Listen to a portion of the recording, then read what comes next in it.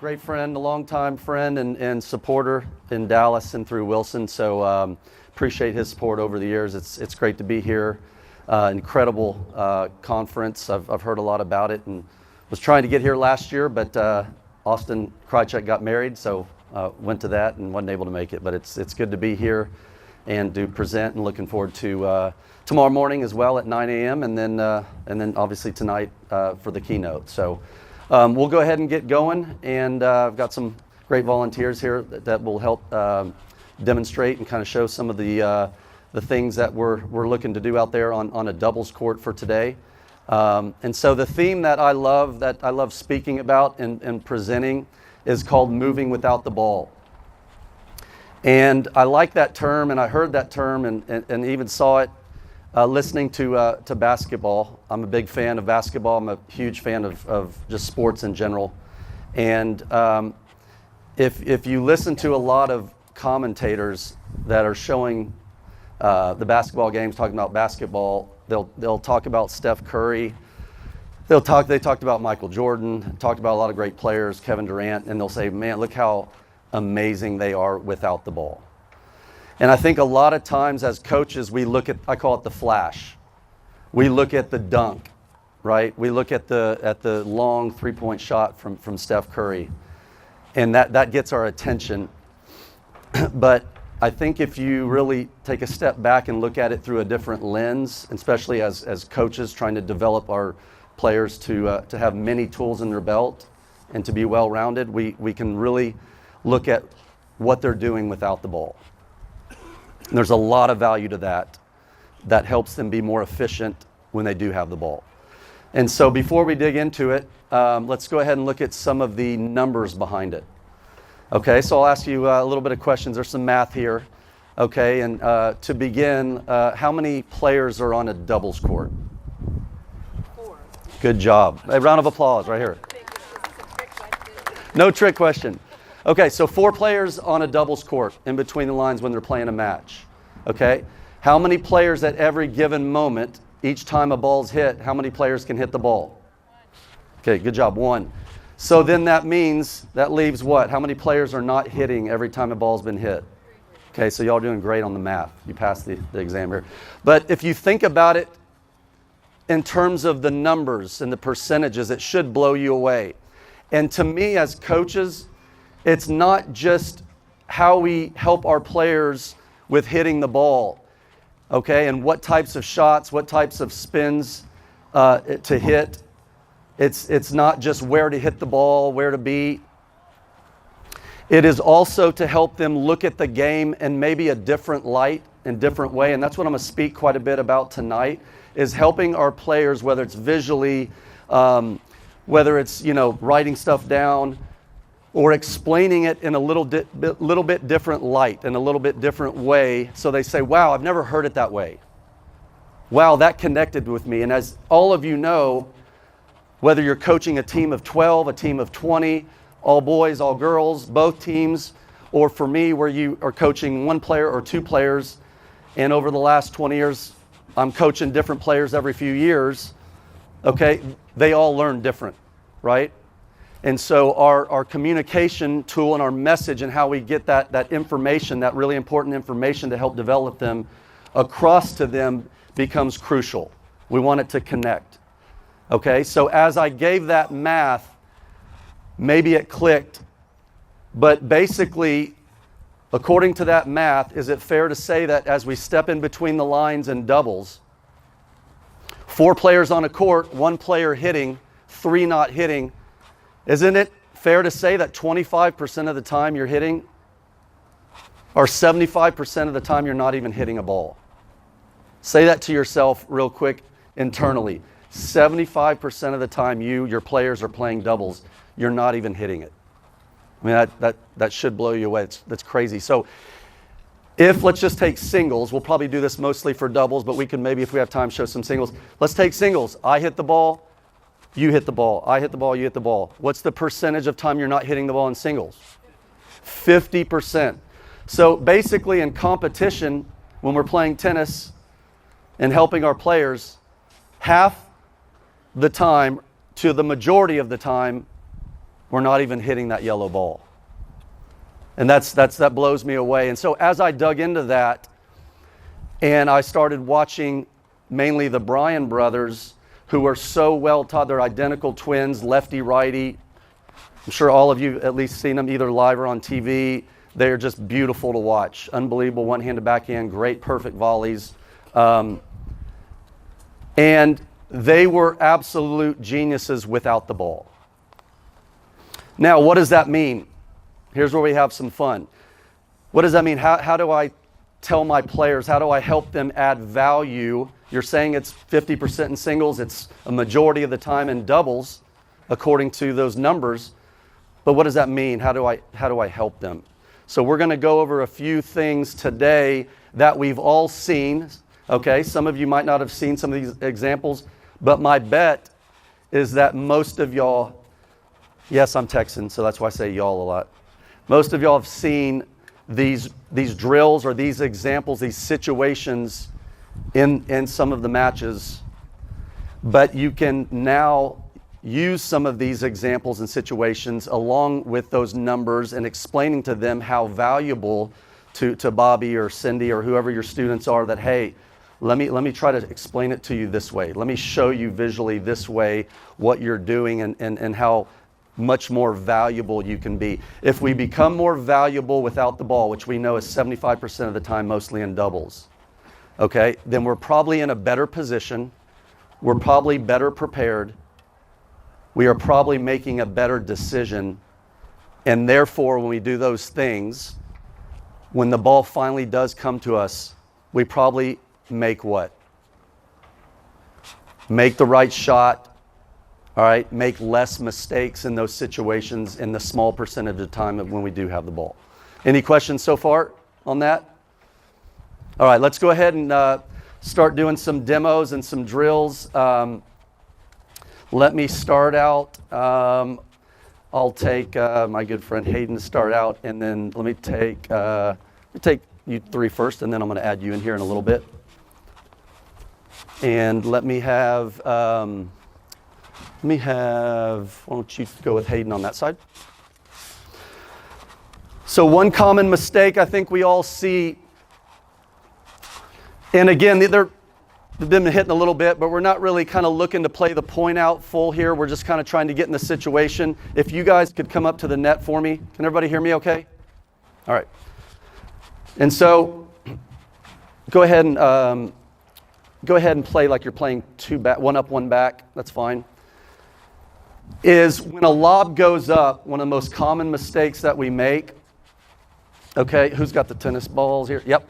Okay, so you're gonna, in a minute, you're gonna feed it to Hayden, and she's just gonna lob straight ahead. Okay, and as she lobs, I want you obviously to go back and get it, but you go back with him. Okay, so go ahead and just feed it to Hayden. Hayden, you just lob down the line, nice and easy. Good, they go back and stop. Okay, so what happened was,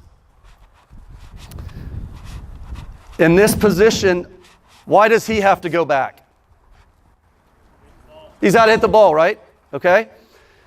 But what I see happening is because we're not being aware of our space and our positioning and our I call it job description sometimes, our role, is that we're both going back. And now, when he hits it, we're both out of position. And there's really no need for that. Okay? If we come back, and there's good communication, okay, which obviously helps too, and he says, you, I can't get it, then obviously I'm the one retrieving that ball. But what I'm really concerned about is the obvious one. And I really like to call it anyways, mine, but let's just say it's super obvious, that ball that Hayden hit, okay? And even he says, mine, why are we backing up in this position and losing that valuable space? Okay? That's just being more aware without the ball. There's 3 shots. 1, Hayden hits the lob. 2, okay, so actually 1, 2, 3, my overhead. 4 that are definitely not going. He's not hitting those, is he? Okay? Well, most shots as we know, most points in tennis, okay, are about 4 shots, 4 or 5 shots, okay, if we just take the average. And so that's a lot of shots right now to not be aware and to not be ready without the ball. So if we do it again, okay, and he keeps his position here, he might back up a little bit to the service line, but it's not just backing up, it's visual, it's awareness, it's where I'm looking. So this time, same thing's going to happen. Hayden's going to lob down the line. It's going to be obvious. He's still going to call it, but I want you to look at this position now. He might push back a little bit, okay, but it's mainly the attention to stay up and stay ready. It's eyes, it's position, it's racket. It's not this. How many, raise your hand if you see that, the first example, right? It happens all the time. And I think what we do is we try to tell them, hey, be in this position, look for the ball, do this and that. But I think if you just give the responsibility and the accountability, the job description, you've got to be better without the ball. Be more aware. So let's try it again. Same exact play. Hayden lobs down the line. He calls it. Stay up. Good. Look at the visual. Look at the racket. Perfect. Perfect. So now we're in a better position to help my partner and to be more on offense if that opportunity presents himself. Or maybe it's not a great overhead and now they have the chance to attack us. But in this position, I'm a little bit ready to play better neutralized tennis or even better defense. So I'm just more prepared. Okay? Everybody got that? Any questions? Okay. Anybody, raise your hand, you've seen that situation before in your kids in the matches, right? And so again, this isn't anything I'm saying that you probably haven't seen or any situation you haven't heard of. It's more just trying to give you a different way to explain it to the kids, to the I should say the young adults there, on how to be better prepared. Okay, because again, I think just in anything we do, everything's so competitive in life and especially sports. I think we get so focused and so driven on what that ball's doing. Did I win the point? Did I hit the winner? Did I hit the right spin I've been working on in my lessons? Did I hit enough height over the net? If you think about it, a lot of the things that you say and that you coach, and they're not wrong. I'm not saying that's not important. Technique, very important. Spin and arc and percentage and targets and where you're hitting and height, very, very important. But if we're only focused on that, especially in doubles, but even in singles, that's half the time. It's 25% of the time in doubles. And so I guess what I'm saying is don't lose track of that big percentage. Don't lose track of helping them become more valuable and put those tools in their belt that help them be better without the ball, like he just demonstrated, much better there. Because then you will be better on the smaller percentage of time when you do have the ball when it comes to you. Okay, another example. Let me have, come on up to the net. You guys can, let's go ahead and come back. We're playing in a defensive return game position. Hayden just served and volleyed. Okay, and so I had my team play back. Okay, maybe we don't have the best returns. And so we're going to have my team stay back so we have a little bit more time and space to see the ball, to get that first ball in play, as we all know is so important. However, once again, the serve goes over. Hayden hits the serve. Return goes back. Let's just say this is a point, very common point. Goes down the line. Ball comes back to the same spot it came from. That's ball 3. He's doing a good job. His job description is make balls right now. Get himself in the point.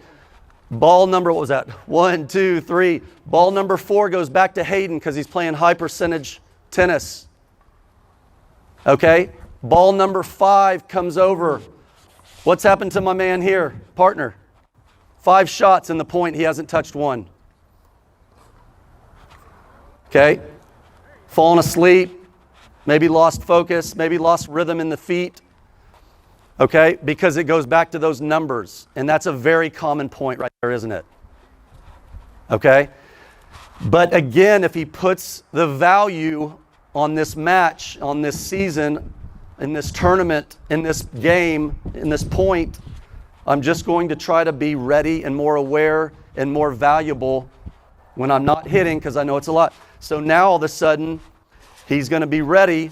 So the first example, okay, is I'm going to feed this ball. I'll take that. And right now, they're just going to kind of wait for the ball. They're going to wait for the ball and stay back. Ready? And I'm going to feed it low and go ahead and just stay on the baseline. Feed it low. And there's the short ball. Okay? And we're back here. Actually, pretty good shots. And there's two short balls.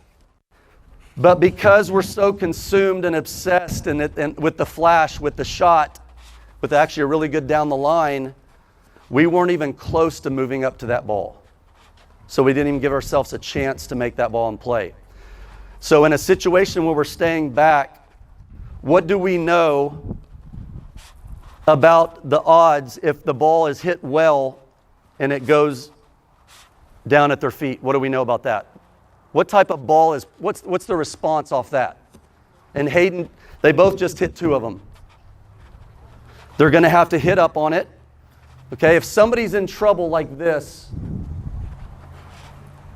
what do I know? Huh?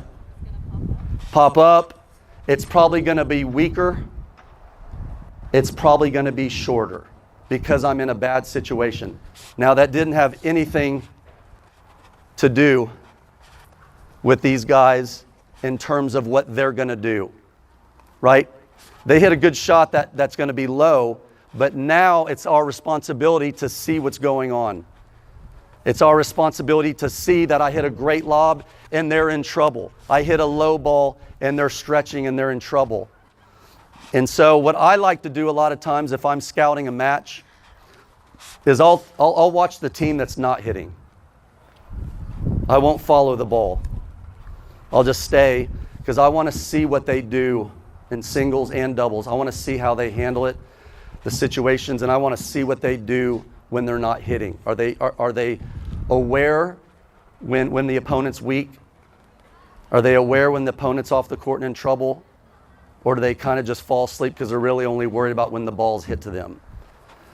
And so now, as I feed this ball low, they're going to have more awareness and they're on their toes, but more mentally, they know that if their player, do you have another ball? Anybody got another ball? Yep. If their player's in trouble, thank you, they're going to start maybe sometimes even just coming all the way in, but they're going to try to improve their position on the court. And they're going to look for that short ball. Okay, so as I get them hopefully in a little bit of trouble, they're going to start moving up, and there's their ball to attack, and good play, good play. And back, here's another type of situation. Okay, come on up just a little bit, you're closing the net. Ball goes up, they're in trouble, and in, good. So obviously most of us, I think, try to teach that if we can take over the net and we hit a good lob, okay, that we try to move in together as a team and really build that wall up at the net. But it's also when we're stretching out off the high backhand volley, or even stretching out just on a regular high volley, not in a great position, we can still look to improve our position without the ball. So now I'm going to try to just stretch you. Hit it out of the air. Ready? And we're looking for that short ball. Good, good. Do it again.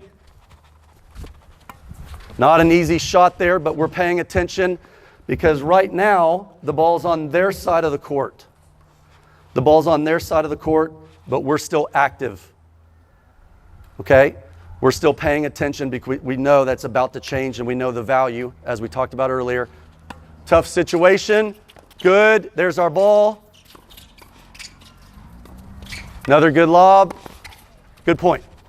So it gave us a chance to improve our position. It gave us a chance to get back from defense and switch gears. Okay, if you think about a car, I'm in reverse, I'm switching gears, I'm going forward now, and I'm trying to get back onto offense.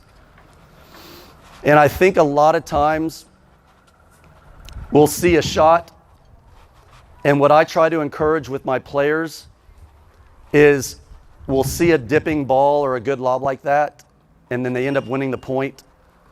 And I'll say, you hear, hey, great shot. Really good ball you just hit. And that is true.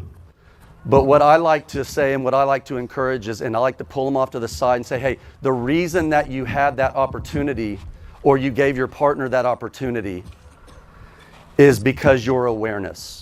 When that ball went up, Johnny, I saw you. I saw you make the move.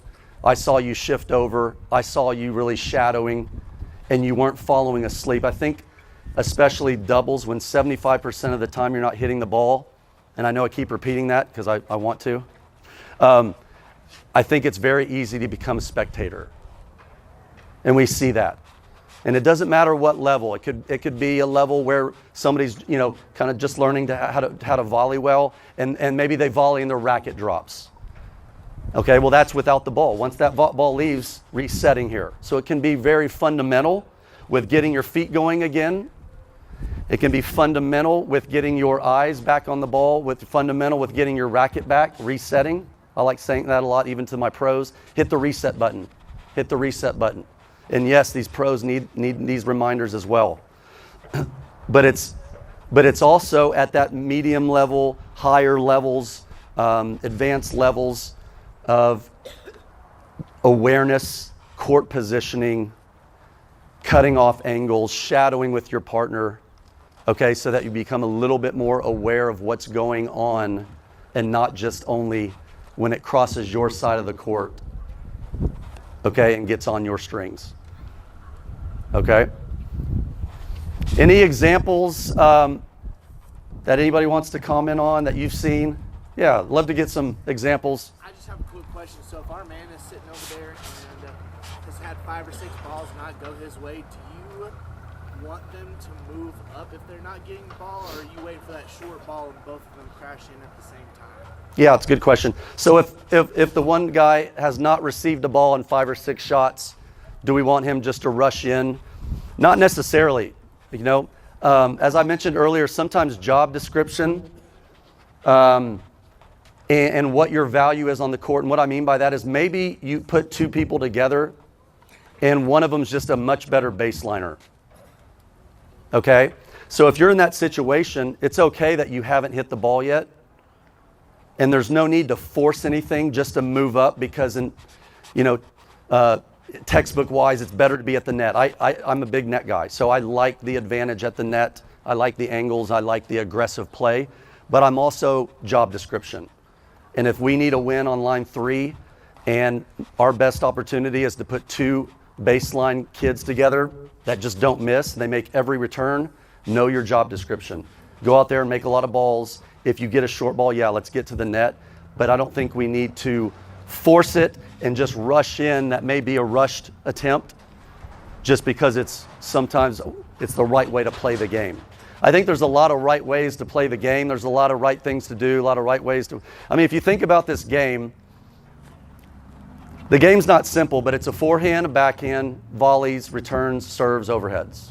Yeah, there's drop shots and things like that, but forehand and backhand. But have you ever seen one serve the same in all your years of coaching, whether it's 2 years you've been coaching or 33 years? I've been doing this a long, long time, and I don't know if I've ever seen anybody have the exact same style, exact same game. Maybe Dimitrov and Federer. Dimitrov, I think, kind of wanted to play like Federer. But if you think about it, we have our teaching style, but everybody's personality comes out of it. Right? And so there's different ways to play this game. We see players that use more slice, players that are more suited to stay back. Some have more different weapons, bigger serve. Maybe some have better returns, better baseline, better net play. And so if we understand that there's many different ways to slice it, many different ways to win, that's why I love in these speeches and talking to so many great coaches out here. It's such a great opportunity to go back and show them something in a little bit different light, a little bit different way. Because for me to sit here and tell you, here's the right way to hold it, here's the right set, here's the right, yes, charge in every time there, I don't think that's wise. And it's not really my style unless I'm around the practice and I'm around the players. Great question, though. For me, I love this topic because it's basketball. Steph Curry can get better at it. So can a high schooler in basketball.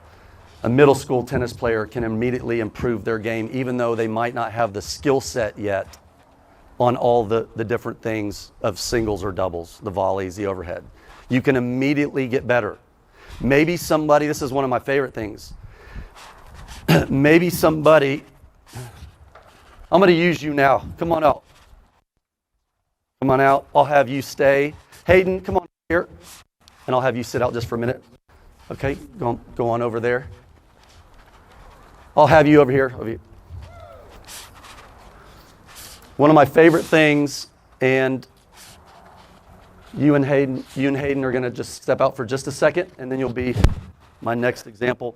They're playing singles here. Okay, right in the middle. And now, what I love about this theory of being better without the ball is you can take somebody, and we've seen it out there. Okay, we've seen it. Maybe they're really tall. Maybe they haven't grown into their body yet. Okay, maybe it's just not their skill set. Maybe they got an unbelievable power game, but they're just not quick. We have to deal with players of different types and different strengths, different weaknesses, do we not?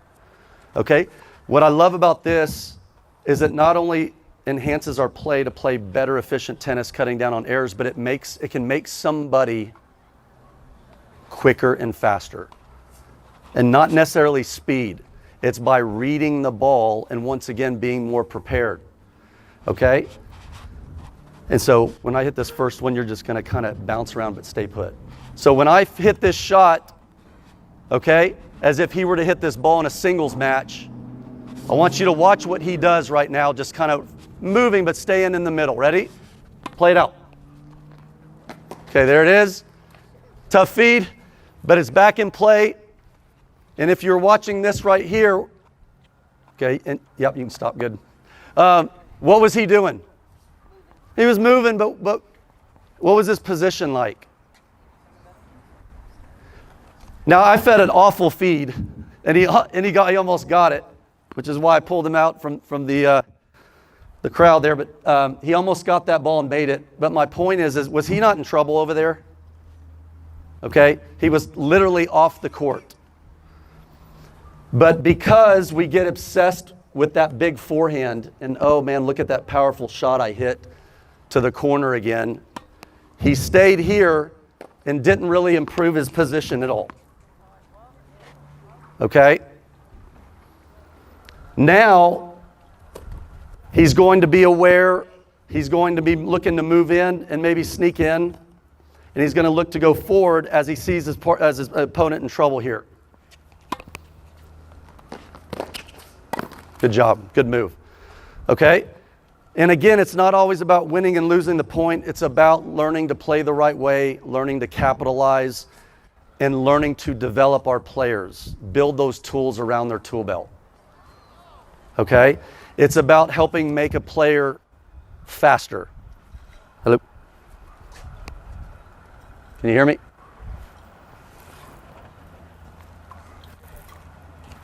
It's about helping these players also become more mobile and in better positions around the court. Okay? So in that case, when he was in trouble, and maybe it's not even about sneaking in, we were looking to improve our position. Okay? A lot of times what I'll see, and you've probably seen this in some of your singles and even doubles matches, our players hit an unbelievable shot, and then the ball comes back short. They scrap, they barely got it over. And we went from offense to now the ball bounces twice. We didn't even get the ball. Okay?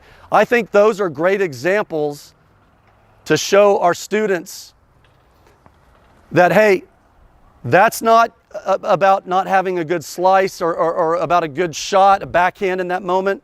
That's almost not even about speed, okay, or slowness, how they look at it sometimes negatively. That is about, once again, playing through your eyes more and having the understanding of what is my role, what is my job description every time the ball leaves my strings before it comes back over. What is my job description? What is my goal? And in my opinion, if we can center it, if we can center it around being more aware and understanding that incredible percentage and learning to have a responsibility of improving my value, improving my craft and my skill sets without the ball, okay, then all of a sudden we're going to be improving their level. And then they'll do their repetition. Then they take their lessons. Then with experience, they're getting better, more matches. And then you add the percentage of time with the ball, they're becoming a more complete player. Okay? And in my opinion, I think that's the goal. That's the real gift right there. And there's a lot of different ways we can do it. You guys are all great coaches, and you sharpen each other, and you're here at the conference, and you're gonna meet a lot of great people and make great connections and hear a lot of different things and take notes and different drills. To me, that's what it's all about, because I just don't feel like there's one set way. Because to connect to a player, there's many different players, many different ways to connect to them and help them. I think we're off here. You guys, it's not on, is it? Okay. Nope. Okay. No worries. Okay. Can you guys, everybody hear me okay though? Okay. Okay, good. Let's go ahead. Any questions so far? Anybody have any comments? Please don't hesitate. Ask if there's a situation, if you have a question. I was curious about the differences in positioning for the non-returning partner, being aggressive versus defensive on first serve, second serve. Say that one more time. Sorry. Non-returning partner, how to improve their advantage and their strategy, being aggressive, squeezing the middle, coming up Love close it. to the net, first serve versus second serve, or being more defensive. You can talk about the position. Love it. How about we do that plus the server's partner? Do you have the water? Thank you. Okay, let me have 1, 2, 3, and I lost one. You want to? Anybody? So we got 3 and 4. Thank you. Okay, so we're gonna play. We're gonna get in some double situations, and what a great example to finish up with here.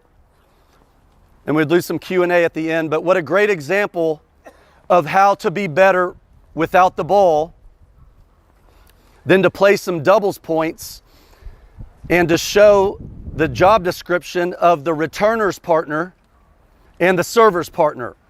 Okay? So, Hayden, go ahead and take this. You got a ball behind you as well. Doesn't matter. I know you guys maybe haven't hit, but let's go ahead and serve and play some points. And I'll kind of talk as we go through this. So go ahead and up to this service line here. So we know right now, obviously, what's your name? Nathan. Nathan is not going to see the ball for at least how many shots? 1, 2, and 3. His is the 4th, correct? That's every single time on a return game. Think about that. Explain that to your players. Okay? So if you are not paying attention until the ball crosses the net and, now it's time for me. Now I'll pay attention because I see it coming. I see it at me. That's too late. We got to explain to them that's too late. Okay? We have to add that value from ball 1 as if we're hitting that serve. Okay? What does that mean? Okay, where am I standing? Okay, the bigger the server, the more I stand back, I give them space. The weaker the server, second serve, bigger the moment, the more I'm pinching, okay, up and in, but I'm ready. I'm ready for ball 1, 2, even though I know I can't hit his ball, I can't hit her ball, his ball, okay? I gotta be ready, not just for ball 3 that's about to come over. Okay, so as we play the point, go ahead and just start the point, nice and easy. Second serve. She hadn't hit serves yet, it's okay. And in fact, since I didn't let you warm up, do a drop feed point, because this is hard when you haven't warmed up. Drop feed it and then just play it out. So ball number 3, you're ready. Ball number 3, good. And you're still ready here. Good. Nice point. Okay, good. Back it up again. So we can do different drills and scenarios from drop feed to just playing practice sets, practice tiebreakers that help us work on being a better partner in that role of a returner's partner and the server's partner. Okay? And so as the returner's partner, all right, a couple of things I'm looking at doing. I think one of the hardest volleys in tennis, and I practice this with my players, but I think it's true at all levels, is the volley down the line, the volley over here. So I think if we have second serve returns and we're looking to attack the net person and just hit it at him, and again, what's our target? Does it have to be perfectly down the alley? Does it have to be perfectly down the line? No. And in terms of, the lower level that you're coaching, the more you bring in your target, more to the center. Okay, the more advanced they are, the more aggressive we can be with that target. Okay, I like right at them because I think it's the hardest volley in tennis.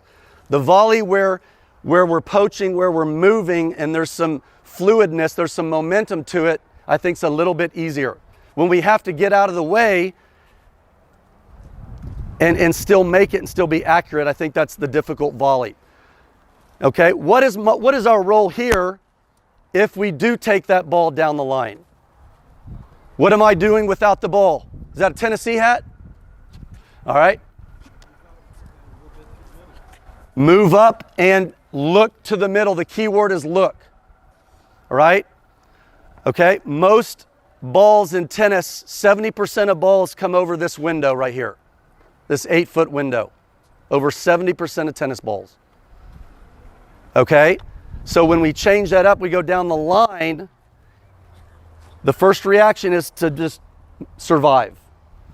Okay. And if you think about it, where's his easiest chance to survive and stay in the point? The bigger piece of the real estate here. The bigger piece of the blue. Okay? So right now, if you're a right-hander, this is a great advantage. This is a great set play at any level. Okay? Is to go at the net person if they're playing up, and I'm now ready without the ball. 1, 2, I move here as the ball's traveling over the net, and I shift and move up, and I'm ready. 3 and hopefully 4. Okay? It doesn't always work out the perfect way like that, but again, we are looking for percentages in tennis. Okay? We're looking for percentages to give us the best chance to not just win the point, but to make good choices. Okay? And to not make mistakes, to put ourselves in better positions. Okay? If the return goes cross court, and Hayden has served and volleyed, raise your hands in your doubles matches of your kids if you're coaching them to serve and volley in doubles. Just to raise your hands high. Okay? And then raise your hands if you're mixing it up. They can serve and stay back. They can come in. And is anybody saying, hey, serve and stay back? Okay, serve and stay back. Hey, I like all of them. Okay? Again, job description. I want to see the player. John Isner serves and stays back in doubles. He's got the biggest serve in history. Okay, why? When he hits it that big, if it comes back faster, comes back lower typically and harder. He's 6'11". That's a tough first volley. So if I have a big serve, my odds are that my net guy's going to pick it off because it's going to be a tough return. If not, I got my forehand. Okay, I got my forehand on the deuce and I can probably run around on the ad. So, okay. Yes, that's the pro level. But at other levels, it's good to have that playbook. It's good to mix it up. Show that opponent different looks, okay? And especially you know your players, so know their job description, what they do best, and what they do best under pressure. What they do best under pressure. If Hayden is a serving volleyer, which I hope she would, mostly because I coached her. All right, so just shadow Hayden. Hayden starts coming in, shadow serve. She comes in, returns hit, split step at a girl, and she's facing a difficult return there, buddy. Okay? What we're going to do in this position right here, okay, especially knowing it was a second serve as we already started up a little bit. Hayden hits, good return. My vision is on the racket. Okay, I'm tracking the ball and I'm seeing it in and I'm trying to pinch her space visually before I make my decision. Okay? I'm a big believer if we are going to be a better partner of the returner, then we want to look to pick off that 70% of balls, okay, that come over the middle. I realize at some levels when they're just learning how to volley, they're just learning maybe even to keep score. I get it. Okay, but we have that picture, those goals where we're trying to get them to. So I think this is important. And again, if we're trying to coach them the right way, then we're okay with them doing the right thing, and even if we may not get the result every time. Okay? So as I'm tracking the ball and as it starts crossing the net, my visual sees that it's a very good low return. I'm going to start pinching the space, and just before her racket is touching the ball, she goes to volley. I make my move, and I make my move diagonal. And maybe you start them off a little bit slower and just working on split step and crossing over to get the diagonal movement. But once again, this is just awareness and paying attention and trying to have a job description of I'm just going to be better without the ball. I don't have the serve, I didn't have the return, but maybe I can do something to affect the outcome of this. Maybe I distract her. Maybe it sits up and there's my volley. Maybe I'm in a more advanced level and I closed really good and I picked it off and I affected the play there. Or maybe she just missed the volley because what? There you go. If really a lot of being better without the ball, you're going to win points without even hitting the ball for a winner. Well said there. You're affecting the opponent by drawing their eyes off of the ball and onto what? Onto you. Okay? I know I'm 6'3", but you see my white shirt, right? You see my racket. You see the motion, the movement, the red shirt crossing, faking. He hasn't even hit a ball, but this team's missed 3 straight returns and they're up 40-love. Well, how has he affected the match? He didn't have the ball. Exactly. 25% of the time, baby. Exactly. 75% of the time, he didn't have the ball. He won that game for the server. Because he was moving, he was drawing their eyes, he made them think about something different. And we can teach that at all levels. Even if our players are middle school or lower level, just starting out lower on the lineup, and they're literally doing that. That's more time to be distracted, to be distracting, right? If I plop up a serve like that to Hayden and she's about to return and I'm in her face like this, okay, and I'm moving and trying to create opportunity of good space, then I'm affecting the outcome, okay?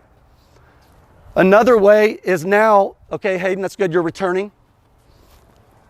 Okay, you're up here. You can just hold, yeah, you can just hold it. Yeah, you can just hold it, perfect. Okay, so now, my server, okay, hits the serve in. So now we're talking about server's partner. Couple things to improve our craft, once again, without the ball.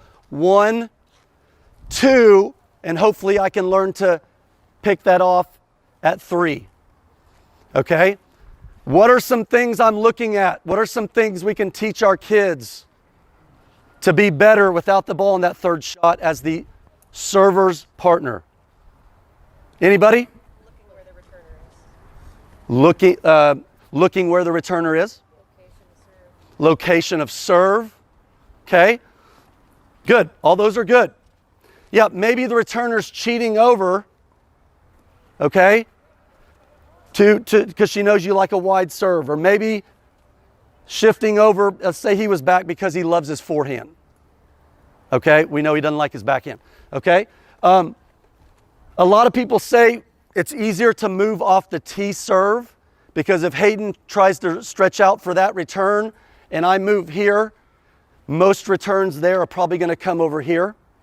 That's a very difficult return to pull down the line over the high part of the net with a small piece of real estate. That's a very, very, very low percentage, high risk return. We want them trying that. Okay? So let's say we serve down the tee. The key again is the timing without the ball. We hear the serve, and I'm watching Hayden's racket. I'm watching as the ball enters my peripheral, and we're watching the racket. I start to move forward. Okay? When is a good time to move? So now I'm watching on my timing mechanism, okay, is when what? When the racket starts to go forward. When the racket starts to go forward. If I do it when they take the racket back and we teach that, that's too late. Okay? Too early, excuse me. Too early. That's too early. If we move when they take the racket back, too early. If I move when they make contact, when I ask that question, a lot of times I hear, oh, it's when they hit the ball. Okay? And it's all relative when they're playing that same level. Okay? That's too late. When they move, when they hit the ball, it's too late.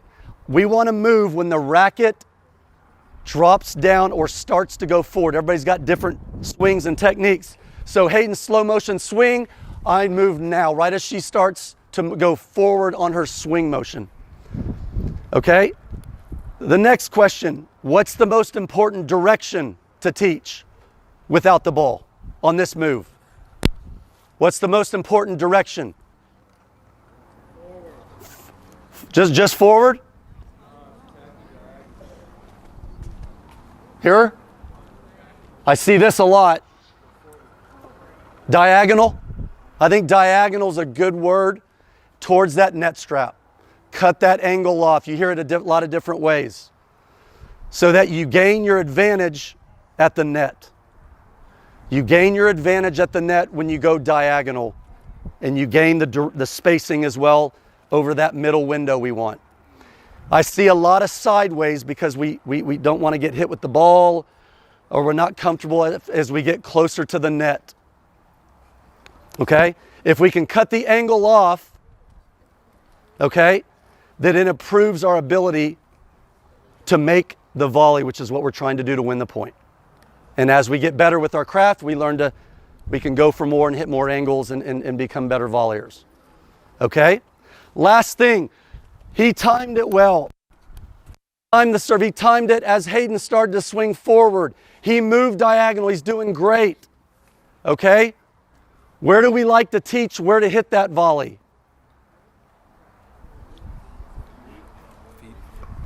At the feet? Okay. At the feet. The higher the level, off the court. Okay? Use the singles sideline so we still have margin. If we don't have an advanced players and we're teaching them how to do this, we go at the target at the feet.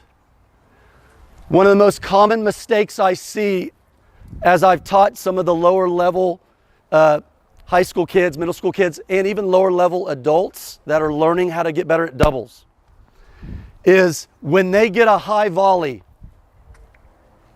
they take the high volley, and I see that missed long a lot. Right? And I want you to think of this riddle because I see it the other way. The farther you are from the net, the farther from the net you hit it. I see players get pushed back, they have a volley, and they hit it, they miss it in the net. Miss those long. The further back you are from the net, the further from the net you hit it. The reverse of the riddle, the closer I can get to the net, the closer to the net I can hit the ball on the other side because my angle improved.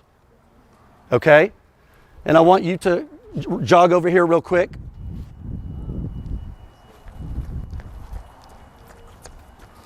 Last thing to finish up. Everybody line up right here. Oh, we're back. I'm going to have my players line up as I show you one last example of the advantage of closing and getting back to the theme of moving without the ball. As I line my players up just along the baseline real quick, thank you to all my volunteer players. I'll just use these 4 right here. Thank you guys for helping, and girls. Okay, looking over the white part of the net, you can show your students this. Some of you might have seen it. Looking over the white part of the net, don't look through it. How much of the blue cord over here do you see? It should be nothing because I'm 6'4", 6'3", and I can't see it. Should be nothing. Looking over this, how much can you see? 0. Take 3 steps together and stop. Anything yet? Nope, shouldn't be. Take 3 steps up. Stop. Anything? Little bit. Little blue looking over. 3 steps up. A little bit more. Okay, 3 steps up. What are you also noticing? You're starting to see more of the blue out in the sides, the alleys. 3 steps up. And you're seeing most of the court. What's the point here? Visually, as they moved up and improved their position in the court, which had nothing to do with the ball. Because obviously, as you're moving, in those cases, you don't have the ball, right? Your partner has the ball, maybe your opponent, you're moving. They increased their percentages of winning the point because they got into better positions because the net became less of a monster in their vision. The other side of the court, which is where we're trying to hit the ball, became more appealing. It became more available. I can do that because I had better visual. So in doubles, I think that's really important to help our players get better at moving diagonal, get better at moving without the ball and improving their position, knowing that it's 75% of the time, because by improving the position as they did each 3 steps, it helped them lessen the percentage of they're going to make mistakes. This game's really about errors. Who controls their error count in that column, as we all know. And so the more we can teach our players to try to be more efficient, to try to be more aware of that, and let's control our mistakes. We're not going to play scared and safe, but let's try to play smart, control our mistakes. But sometimes we get so nervous. We have to deal with these players that have a lot going on at home and school and all that, and they're nervous. Maybe they're not great competitors. They don't know how to compete. So they don't handle the nerves and the fear. And that's a big part of sports, big part of tennis, especially individually, singles, and even doubles. So let's help them get out of their way, get out of their own way, and get out of their minds a little bit. Play more free, play more brave, play more aggressive tennis and fun tennis, because they're not afraid to miss, because to them they're looking at it a little bit different now. They're looking at it in terms of, how can I be better without the ball? This is fun. Okay, it's not, I got to make this return. I've been working on it for a week. I got to make this shot. I got to hit this lob. I got to make this overhead. It gives them a little bit different way to think about the game, to take pressure off, to put themselves in better positions so that 25% of the time when they finally do get that ball, we're giving our kids, our students, our players a much better chance to use their skills to make that ball. Does that make sense? So hopefully that helped. I know I kind of reiterated it quite a bit. Thank you to the volunteers and for helping me out. Thanks for coming out to this session of Moving Without the Ball. Is there any questions before we move on? I really appreciate everybody staying and everybody being here. Any questions? Okay, I'll be around for a little bit if you want to come up privately or individually and talk. But thanks for being here. Have a great time this weekend. Thank you so much.